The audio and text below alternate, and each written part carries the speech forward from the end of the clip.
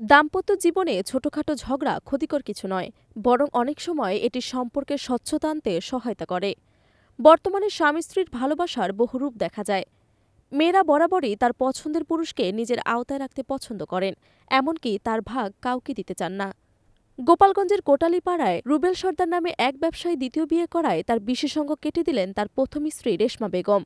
সোমবার রাতে উপজেলার কুশলা ইউনিয়নের বিরামেরকান্দি গ্রামে ঘটনা ঘটে। রুবেল সর্দার ওই গ্রামের মঞ্জিল সর্দারের ছেলে ও তিনি একজন ঘাগরবাজারে ব্যবসায়ী। স্থানীয় সূত্রে জানা যায়, ১২ বছর প্রেম করার পর আমির আলী ফরাজির মেয়ে রেশমাকে বিয়ে করেন রুবেল।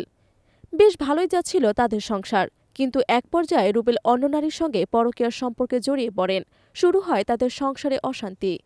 ৩ মাস আগে এক হিন্দু মেয়েকে বিয়ে করেন রুবেল। এতে ক্ষিপ্ত হয়ে রেশমা সোমবার রাতে ঘুমন্ত অবস্থায় ছুরি দিয়ে স্বামীর বিশেষজ্ঞ কেটে ফেলে। তার চিৎকারে বাড়ির লোকজন এগিয়ে এসে তাকে উদ্ধার করেন এবং পরবর্তীতে তাকে স্বাস্থ্যকেন্দ্রে নিয়ে যাওয়া হয়।